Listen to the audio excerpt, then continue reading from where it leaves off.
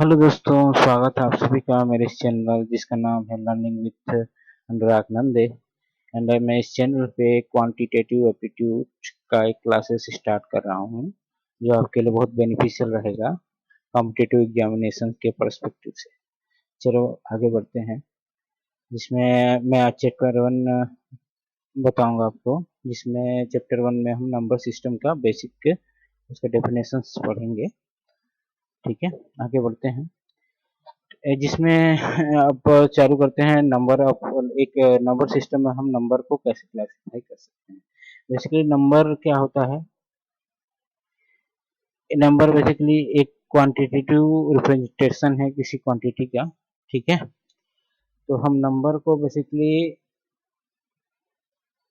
कितने भाग में बांट सकते हैं।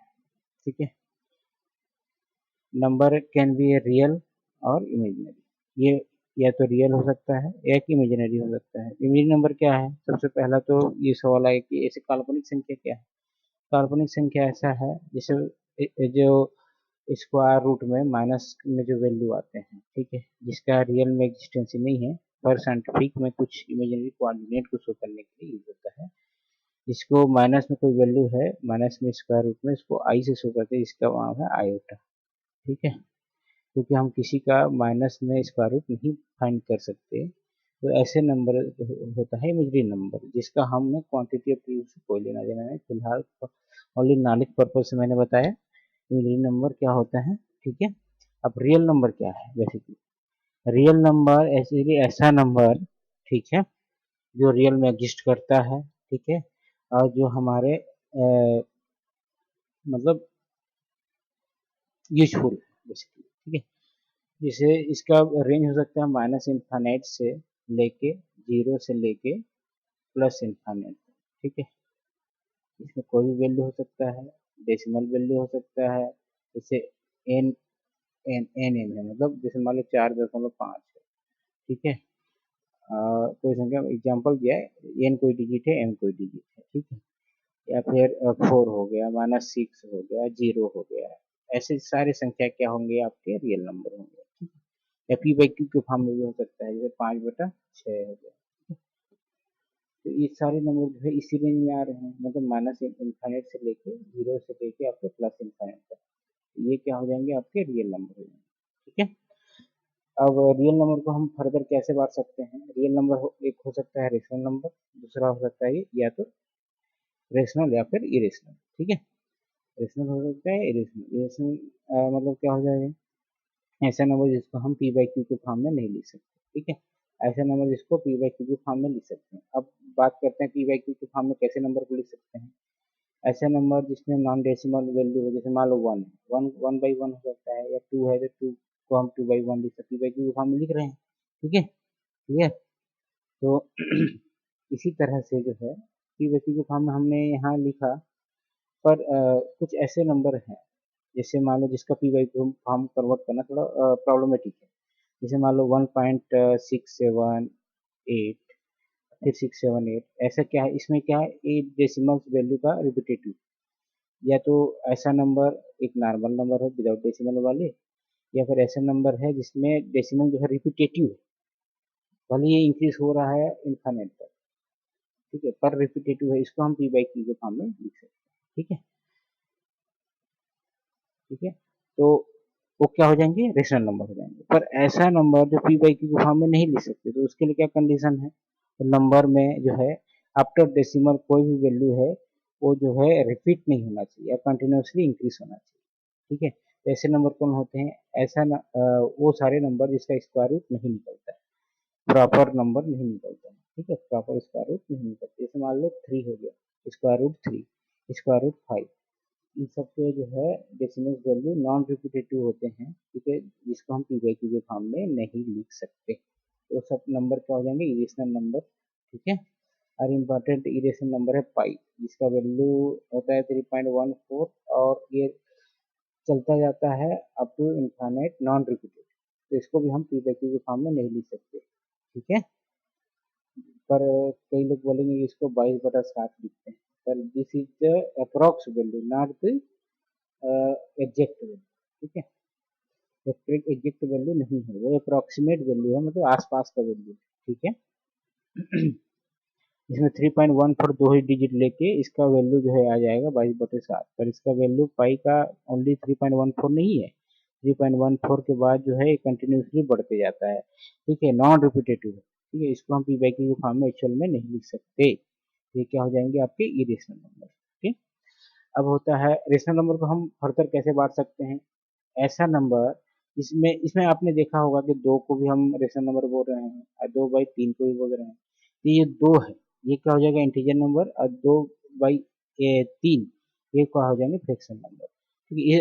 इस आधार से हम क्या बोल रहे हैं कि रेशनल नंबर को हम दो भाग से डिवाइड कर सकते हैं, या तो ये इंटीजर हो सकता है या फ्रैक्शन हो सकता है, ठीक है।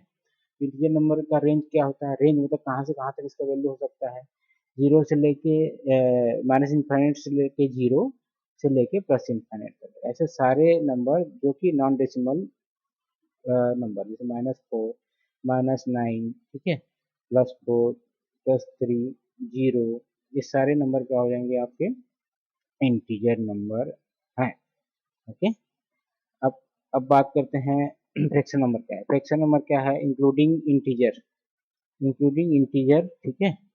जितना इंटीजर में मैंने अभी बताया उसके अलावा ऐसा नंबर जैसे या तो पी बाई क्यू के फॉर्म में है, ठीक है, या फिर डेसिमल के फॉर्म में, ठीक है, वो सारे नंबर क्या आ जाएंगे आपके फ्रैक्शनल नंबर आ जाएंगे, ठीक है। जैसे मान लो दो है, दो को हम 2/1 लिख सकते हैं, तो ये क्या फ्रैक्शन में है, ठीक है, या फिर जैसे 2.5 है, इसको क्या लिख सकते हैं, 25/10, मतलब अल्टीमेटली क्या हो जाएंगे ये 5/2, ऐसा, ठीक है। तो हम ऐसा नंबर जिसको हम पी बाई क्यू के एक्चुअल फॉर्म में जो है लिखते हैं, वो नंबर क्या होता है आपका फ्रैक्शन नंबर।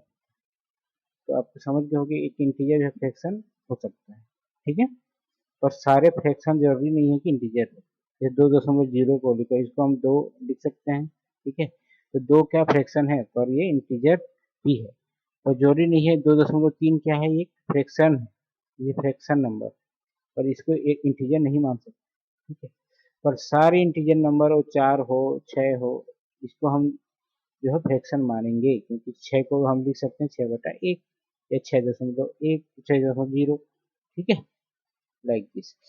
अब क्या है, इंटीजर नंबर को हम फर्दर क्लासिफाई कर सकते हैं, ठीक है, ये क्या हो जाएंगे आपका होल नंबर और नेगेटिव नंबर। होल नंबर क्या है, इसको हिंदी में बोलते हैं पूर्ण संख्या, इंटीजर को बोलते हैं पूर्णांक संख्या, ठीक है, पूर्णांक संख्या, इसको वास्तविक संख्या बोलते हैं, रियल नंबर को वास्तविक संख्या, और ये फ्रैक्शन नंबर, ठीक है। होल नंबर क्या है, पूर्ण संख्या, पूर्ण संख्या ये इसका रेंज होता है 0 से लेके +1 से लेके इनफाइनाइट तक, नॉन डेसिमल जितना भी नंबर है वो क्या हो जाएंगे पूर्ण नंबर है, होल नंबर, ठीक है। अब क्या है नेगेटिव इंटीजर क्या है, -1 से लेके माइनस इनफाइनाइट तक सारे नंबर आते हैं आपके, जितना नेगेटिव नंबर है, ठीक है, नॉन डेसिमल वो सारे आएंगे आपके नेगेटिव इंटीजर नंबर। अब इम्पोर्टेंट है, होल नंबर को हम यहाँ तक डिस्कशन हो गया था, अब होल नंबर को हम फर्दर क्या क्लासिफाई कर सकते हैं, या तो वो नेचुरल नंबर हो सकता है या वो जीरो हो सकता है। नेचुरल नंबर क्या है, बेसिकली यही है पॉजिटिव इंटीजर, मतलब +1 से लेके इनफाइनाइट तक जितने भी नंबर हैं, प्लस इनफाइनाइट तक, ये सब क्या है नेचुरल नंबर है, इनमें से कोई भी नंबर है वो आएगा आपके नेचुरल नंबर, इसको हम बोलते हैं प्राकृत संख्या, क्या बोलते हैं, प्राकृत संख्या हिंदी में, ठीक है। अब जीरो, उसमें अगर जीरो मिला दोगे तो हो जाएगा होल नंबर, ठीक है, होल नंबर इसको बोलते हैं पूर्ण संख्या, ओके। अब हम आगे बढ़ते हैं, कुछ नेचुरल नंबर पर बेस्ड कुछ डेफिनेशंस जो आपको पता होनी चाहिए, ठीक है।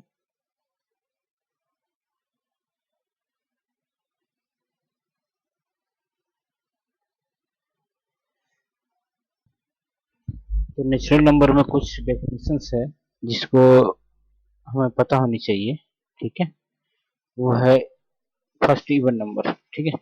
इवन नंबर क्या है, बेसिक इवन नंबर तो बेसिकली आई थिंक सभी को पता ही होगा, इवन नंबर है ऐसा नंबर जो कि 2 से डिविजिबल है, ठीक है, जैसे 2, 4, 6, 8, 10, 14, 26, ऐसे जितने नंबर है जो 2 से डिविजिबल हो यह नंबर है। ओके, अब ऐसा नंबर जो 2 से डिविजिबल नहीं हो क्या हो जाएंगे, ऑड नंबर, जैसे 1, 3, 5, ठीक है, आपका हो जाएगा 9, ठीक है, 27, ये सारे नंबर क्या है, जो है ऑड नंबर होंगे।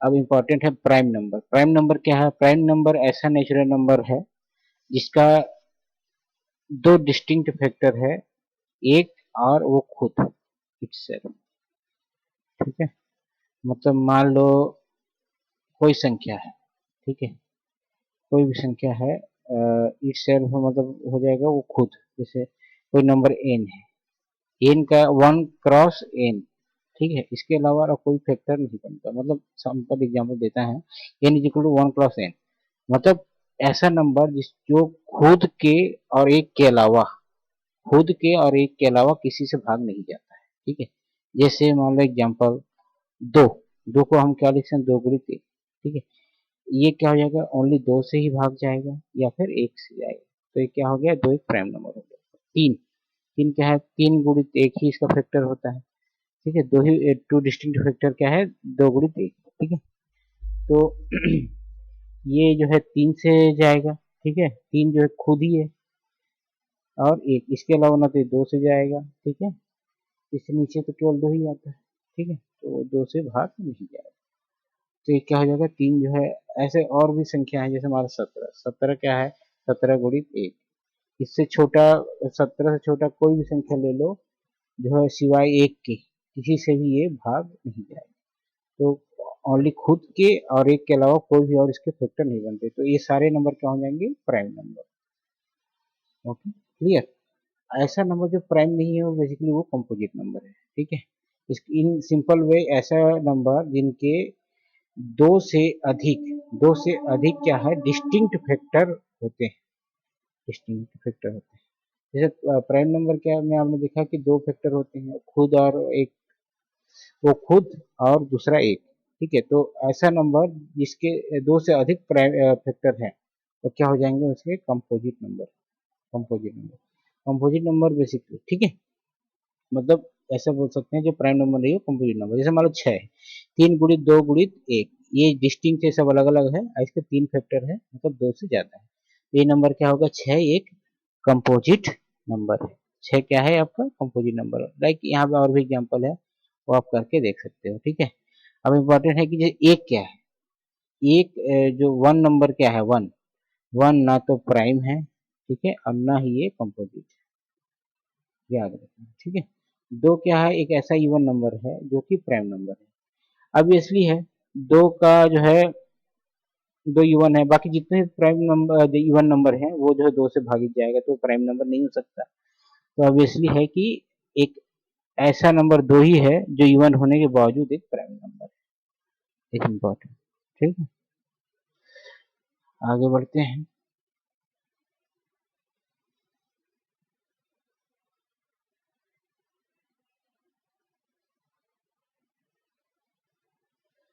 अब कुछ और सब क्लास हैं, जैसे को प्राइम नंबर क्या है, को प्राइम नंबर बेसिकली एक पेयर को बोलते हैं, को प्राइम नंबर का पेयर क्या है, बेसिकली ऐसा संख्या जिसमें जो है इसका एच सी एफ जो है, एच सी एफ क्या होता है, बेसिकली महत्तम समापवर्त, महत्तम समापवर्त क्या होता है, एक होता है, मतलब ऐसा दो नंबर का पेयर इसमें एक के अलावा कोई भी फैक्टर नहीं होता, कॉमन फैक्टर, ठीक है, तो क्या हो जाएंगे, वो नंबर पेयर हो जाएंगे को प्राइम नंबर का पेयर, ठीक है। हर एग्जांपल एक अच्छा एग्जांपल ले लेते हैं, जैसे मान लो 17 लिया और मैंने 12 लिया एग्जांपल, अब इसको मैं फैक्टर में कन्वर्ट करता हूँ, 17 का बस ये दो ही फैक्टर होंगे, ठीक है, 12 के क्या हो जाएंगे, 2 गुणित 3 गुणित 1, ठीक है, इनमें कॉमन क्या है, ओनली एक ही है, वन इज कॉमन, इसमें शेप क्या हो जाएगा इनका, शेप जो है वन, तो ये जो पेयर जो है 12 और 17 का, ये क्या हो जाएंगे को प्राइम नंबर का पेयर, क्योंकि इनमें कुछ कॉमन है ही नहीं वन के अलावा, क्योंकि वन को बाय डिफॉल्ट ऐसे मानते हैं कि वो किसी भी संख्या से गुणा करने से कोई फर्क नहीं पड़ता है, ठीक है, तो हर संख्या में वो है। ठीक है। तो ऐसे नंबर पेयर हो जाएंगे आपके कोप्राइम नंबर पेयर। अब परफेक्ट स्क्वायर नंबर क्या है? ऐसा नंबर जिसका ये ऐसा नंबर है, मतलब परफेक्ट स्क्वायर नंबर एक ऐसा नंबर है जिसको किसी और नंबर के दो बार गुणा से प्राप्त किया जा सकता है। मतलब जैसे एम गुणित एम करके में अगर एन मिल रहा है तो ये एन जो है क्या हो जाएगा? Perfect square number. या सिंपल भाषा में बोलूँ कि एम का जो है ऐसा नंबर जिसका स्क्वायर रूट निकल जाता है वो क्या हो जाएगा? आपका परफेक्ट स्क्वायर नंबर। ठीक है, clear?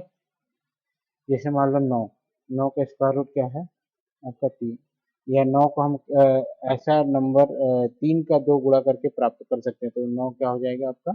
Perfect square number. Okay, clear? ये हो जाएगा। ये सारे होंगे आपके बेसिक डेफिनेशन एक्चुअली, ठीक है, जो कि आपको आने वाले जो क्वांटिटेटिव एप्टीट्यूड जो है उसमें काम आने वाले हैं। ठीक है, तो बेसिकली हम आगे जाएंगे इसमें पर और फर्दर लेक्चर में। अब फिलहाल तो मैं इसको यहीं क्लोज करता हूँ। ओके, आगे जो चैप्टर रहेगा उसमें आप हम पढ़ेंगे जो है डिविजिबिलिटी। ठीक है, मतलब किसी नंबर को हम कैसे देख के पता करेंगे कि ये इस नंबर से डिविजिबल होगा या नहीं। लाइक 2 से, 3 से, 4 से, 5 से, 6 से, 7 से, ठीक है, 8 से, और 9 से, 10 से, 11 से, ऐसा टाइप का कुछ इम्पोर्टेंट है। ठीक है, जो कि आने चाहिए, प्रॉब्लम सॉल्विंग में बहुत ईजी होता है। ठीक है, तो thank you for your patience. Okay, see you on next class and please join my channel. Okay, subscribe and like also. Thank you.